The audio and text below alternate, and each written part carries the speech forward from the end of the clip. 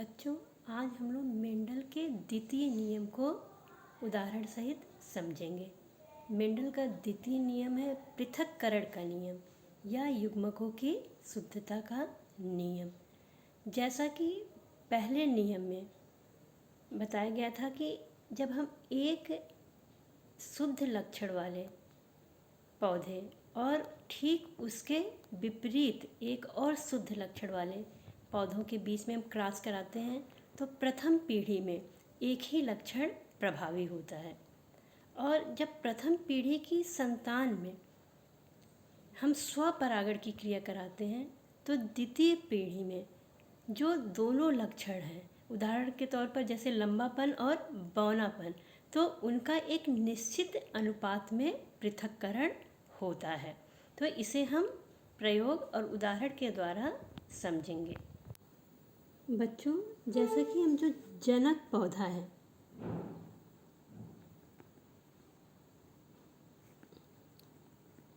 वो शुद्ध लक्षण वाला होता है। जैसे मान लिया शुद्ध लंबा लिया तो इसके लिए टी लिखेंगे, और शुद्ध बौना विपरीत लक्षण लेंगे तो स्मॉल टी और स्मॉल टी लेंगे।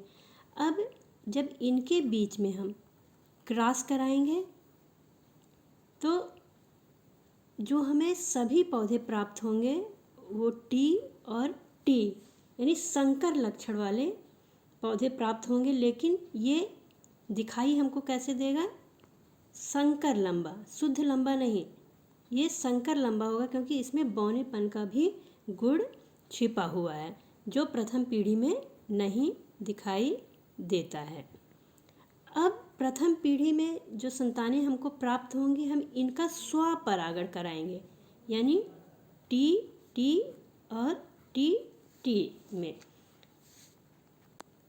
अब इनसे हमको जो युग्मक प्राप्त होंगे, इससे हमको टी युग्मक प्राप्त होगा, एक लंबेपन वाला और एक बौनेपन वाला युग्मक प्राप्त होगा।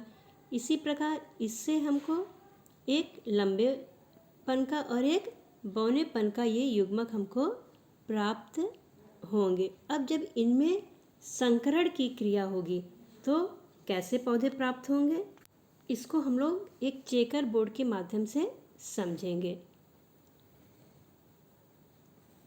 ये यहाँ मान लीजिए ये टी वाला युग्मक है और ये स्मॉल टी वाला, यानी ये लंबा वाला और ये बौनेपन का। इसी प्रकार यहाँ पे भी ऐसे होगा,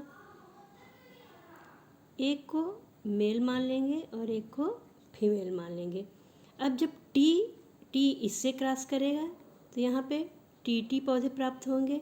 इसी प्रकार यदि ये वाला युग्मक इसके साथ संकरण करेगा तो यहाँ टी और टी प्राप्त होगा। इसी प्रकार ये वाला युग्मक यदि इसके साथ संकरण करेगा तो यहाँ हमको फिर टी और टी प्राप्त होगा, और ये बौनेपन का लक्षण वाला यदि फिर बौनेपन वाले लक्षण के युग्मक के साथ संकरण करेगा तो यहाँ हमको टी और टी पौधे प्राप्त होंगे। अब ये दिखने में कैसे होंगे? ये लंबे यानी शुद्ध लंबा होगा, ये इसमें एक लक्षण प्रभावी है गुण का तो प्रभावी लक्षण ही दिखाई देगा, यानी ये भी लंबा होगा लेकिन संकर होगा, ये शुद्ध नहीं होगा।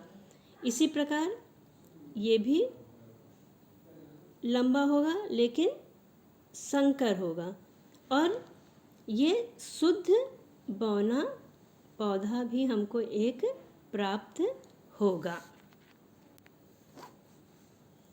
तो इस प्रकार हमको पौधों में जो अनुपात प्राप्त होगा, क्या प्राप्त होगा? जो फिनोटाइप, यानी देखने में ये कैसे हैं, तो 1 2 3 लंबे और एक बौने हमें पौधे मिल रहे हैं। और जीनोटाइप यानी जीन के लक्षण के आधार पर ये क्या होंगे?